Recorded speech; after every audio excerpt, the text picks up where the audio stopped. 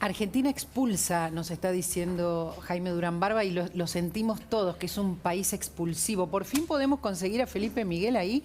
Estuvimos hablando un largo rato, Felipe, de lo que dijo Larreta. La pregunta que nos estamos haciendo es si hay un antes y un después de esto, porque si hay un piquete, necesita la ciudad también al gobierno nacional. ¿Qué tal, María Laura? ¿Cómo están? ¿Qué tal, Jaime? Buenas tardes, buenos días. A ver, sería bueno que fuera un antes y un después, pero yo no me quisiera circunscribir al hecho puntual del piquete. Me parece que tiene que ser un antes y un después respecto de la conversación seria y profunda sobre esta política de planes sociales. Una política de planes sociales que claramente no ha dado resultado. Claro, porque ahora, esta política de planes sociales generó tres cosas, María Laura. Sí. Generó tres cosas. Más planes sociales, más pobreza y menos trabajo. Entonces, eso es lo que hay que discutir muy en serio y dejar de darle herramientas a organizaciones que usan esos recursos del Estado para, valiéndose de la necesidad de la gente, usar a esa gente para beneficio propio. Esta discusión tiene que darse, es muy improbable que cambie algo en este gobierno. Por eso decía, mientras tanto, cómo se para la ciudad en los hechos, con las protestas, con la gente que viene de la provincia a protestar y a ocupar la ciudad.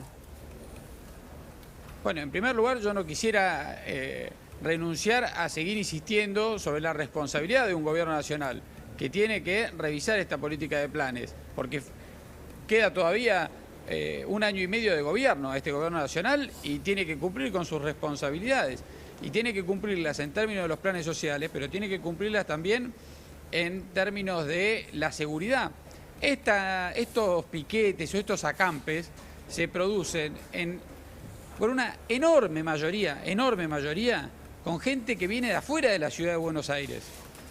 Y hay una responsabilidad de las fuerzas policiales, federales, en relación con esto, con el transporte, con el ingreso, con el cuidado, con el ordenamiento, con impedir que traigan elementos que se puedan usar para ejercer violencia.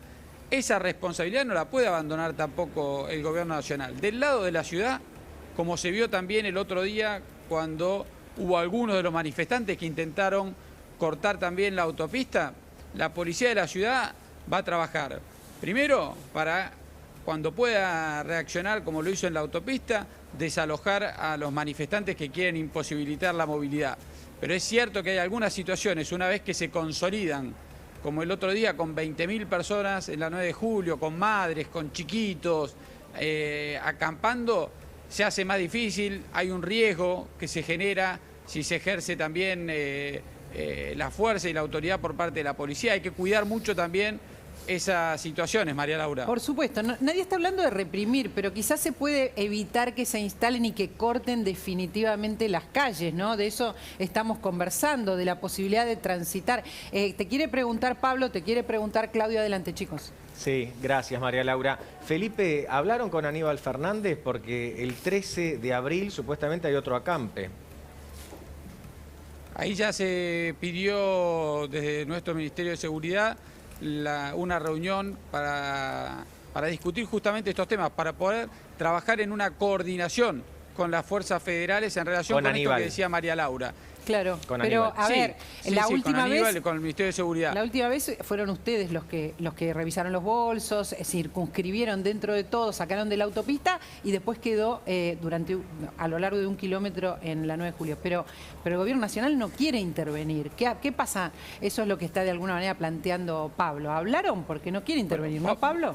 Vamos a insistir para tener estas reuniones de coordinación y lo mismo con el Ministerio de Desarrollo Social, y entendemos que en esta oportunidad aparentemente el Ministerio de Desarrollo Social también recibiría a algunas de las organizaciones el jueves, tengo entendido, así que también habrá que esperar a ver el resultado de esa, o sea, hay dos incógnitas, de esa reunión. Pero vuelvo a una cosa. Para que le quiero contestar a Pablo. Sí.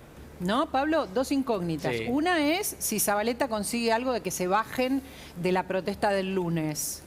Ponele fichas ahí. ¿Eh? Sí. Pongo fichas ahí. Ponele fichas ahí. Pablo tiene fe a esto, Claudio, digo a Claudio Jacqueline, poco. que lo quiero sumar, por favor. Y después está la ¿Cómo otra, estás, Claudio? que es Buenos que días. Aníbal Fernández también diga, bueno, está bien, pongo las fuerzas para... Que es una actitud que hasta ahora el Gobierno Nacional no tomó. Sí, ahí me parece, Felipe, importante consultarte. Hoy lo que vemos es que la relación entre el gobierno de la ciudad y el gobierno nacional está en su peor momento desde que llegó Alberto Fernández al gobierno. ¿En qué punto se puede llegar a acordar? Porque tienen el conflicto por la coparticipación, que mientras está el diálogo por un lado, Guado de Pedro embloca a todos los gobernadores para hacer una acción contra la ciudad en la Corte. Cada discusión que la ciudad tiene en este momento con el gobierno nacional, por otro lado, trata de presionar o desvirtuar, como está pasando con el revalúo, con otros conflictos que hoy la ciudad tiene. ¿Qué posibilidad hay de que haya algún diálogo constructivo para resolver este tema? Mira, Claudio, nosotros seguimos apostando a eso. Y diste dos ejemplos. Uno es el de la coparticipación. Nosotros seguimos yendo a las reuniones que acordamos en esa mesa de trabajo. Hemos avanzado en términos concretos con algunos de los puntos. Nosotros vamos a cumplir con el pedido que nos hizo la Corte Suprema de Justicia de la Nación de intentar llegar a un acuerdo, a un consenso respecto del problema de la coparticipación, producto del traspaso de la seguridad.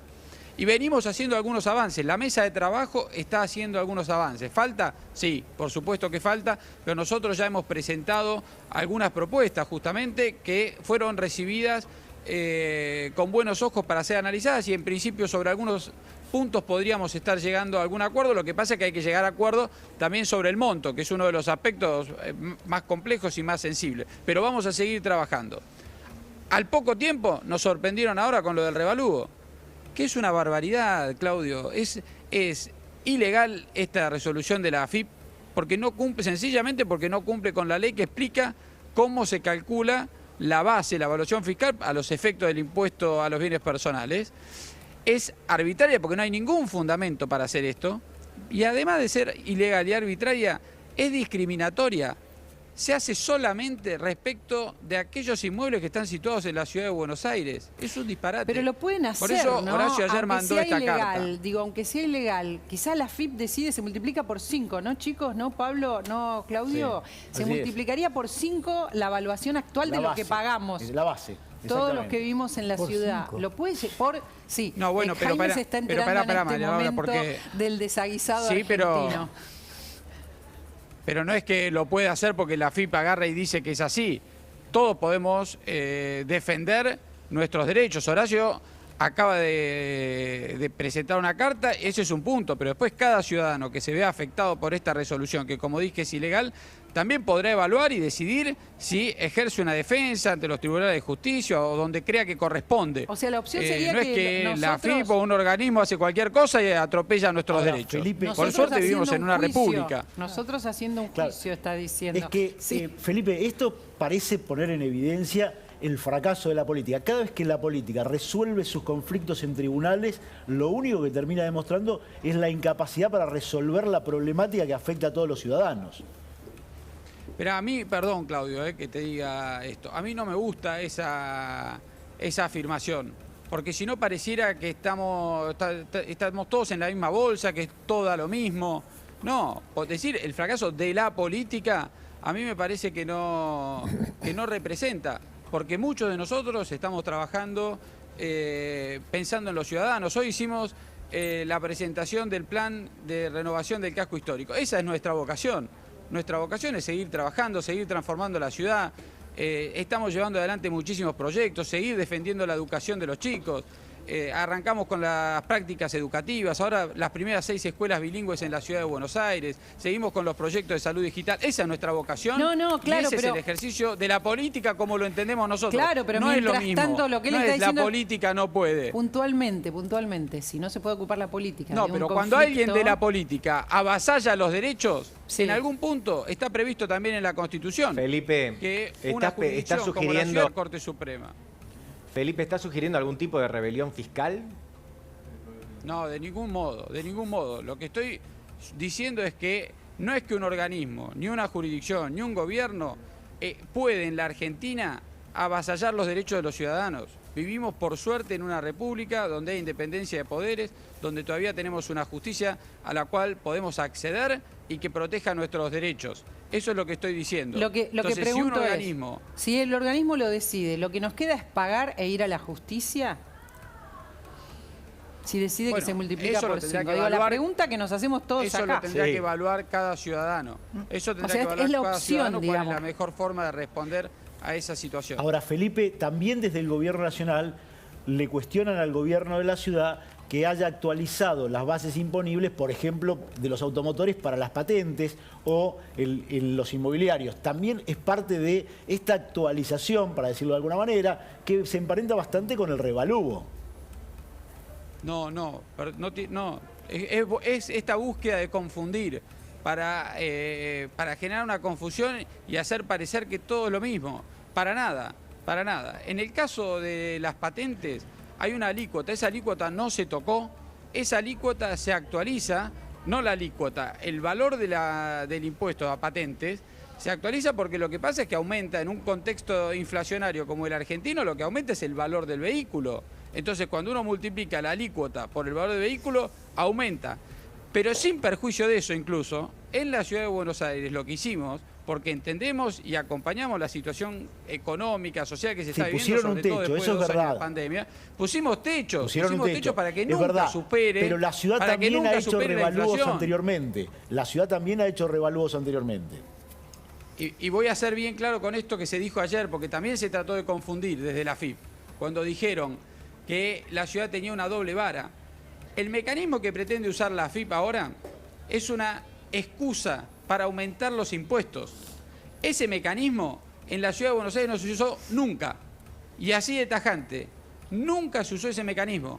Porque desde que se diseñó ese mecanismo, que en la ciudad de Buenos Aires se pusieron topes al ABL, siempre, justamente por el contexto inflacionario.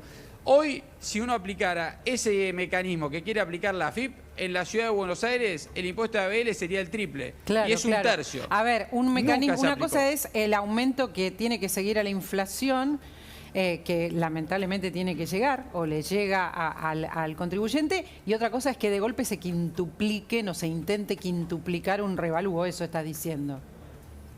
Sí, injustificadamente además, injustificadamente porque la ley que explica el método de cálculo para el impuesto a los bienes personales establece perfectamente el mecanismo que tiene que seguir la AFIP.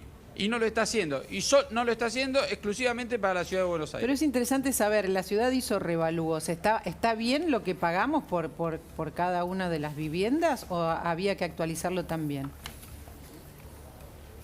Bueno, el mecanismo prevé un cálculo, pero una cosa es la evaluación fiscal, otra cosa es el mecanismo de cálculo para cada uno de los impuestos. Cada impuesto tiene su propio mecanismo de cálculo. Y incluso en el caso del ABL, donde hace años que en la ciudad de Buenos Aires, en vez de estar tan vinculado al valor de la propiedad, porque sería muy alto, es que se viene actualizando por la inflación, justamente atendiendo a la situación económica que estamos atravesando todos los argentinos. Felipe, muchas gracias por habernos contestado todo, por haber aclarado. Ojalá la política decida, pueda, converse, como para que no nos encontremos con estos revalúos locos de quintuplicación de parte del Gobierno Nacional. Ojalá puedan conversar, ojalá se pueda avanzar, de verdad. Y ojalá terminemos también en materia de los acampes y este uso de los planes sociales para manipular también la necesidad de la gente, que como primera cuestión los chicos no estén más en un acampe. Los chicos estén donde tienen que estén en la escuela. Y aquellos que no cumplen con este mínimo cuidado respecto de nuestros chicos, se les saquen los planes también. Gracias, Felipe. Acá va a seguir la conversación con Jaime porque vamos a hablar de los presidenciables.